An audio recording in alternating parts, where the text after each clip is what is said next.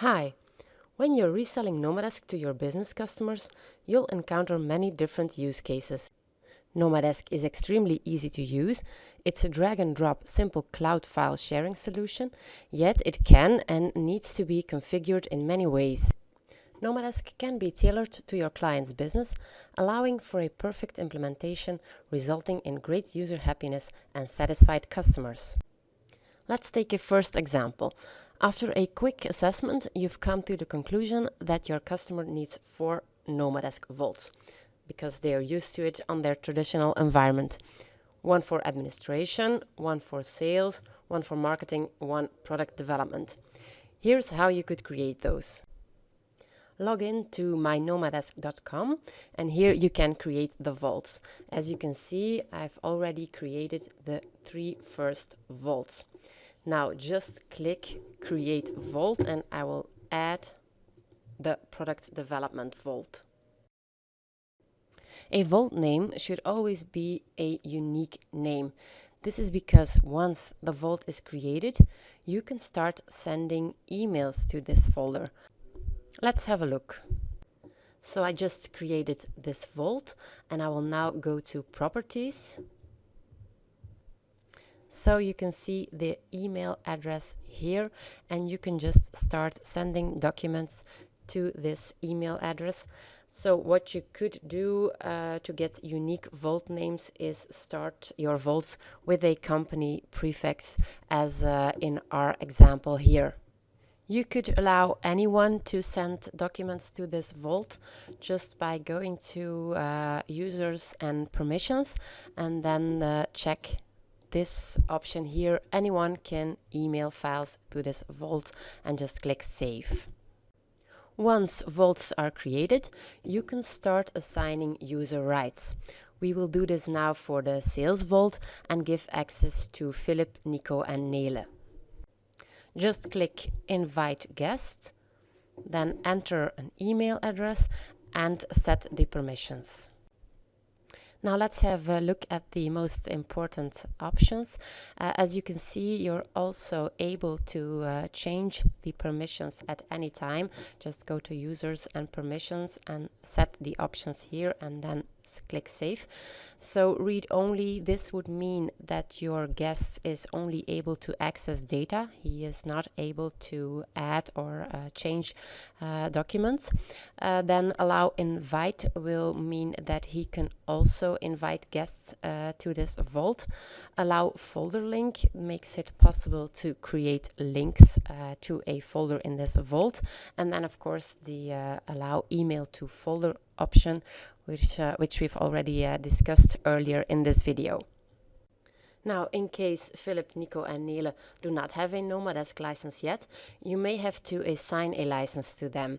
They will become your managed users. We have a great video on this subject, managing user licenses. Just check out our YouTube channel, youtube.com/nomadesktv.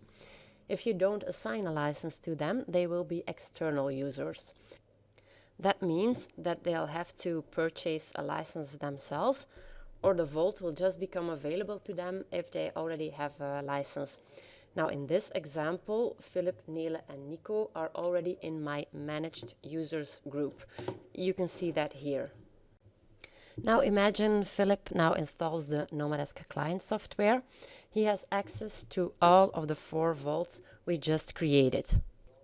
Once he logs in, the 4 available vaults will appear. So we will install admin, marketing and sales.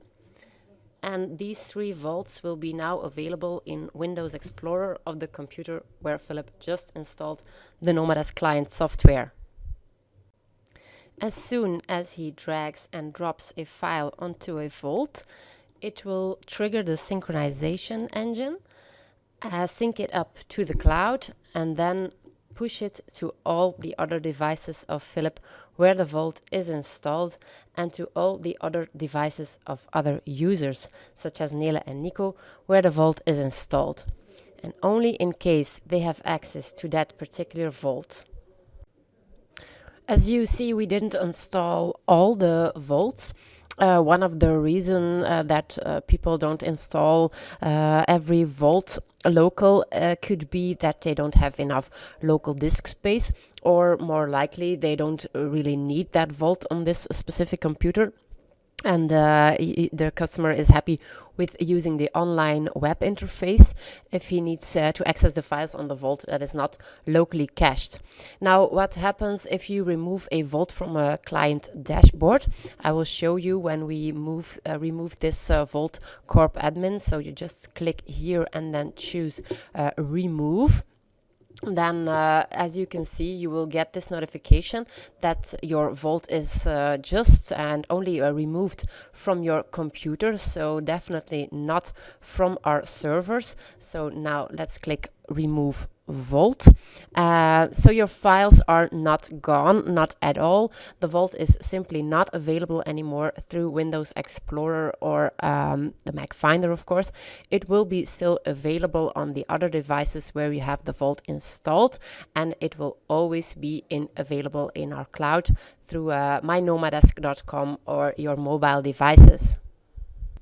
Removing a vault permanently is only possible through mynomadesk.com, and only the owner of the vault could do this. So I'm now logged in again as the owner of the vaults, and I will just go to the first vault here, click properties, and then choose remove vault.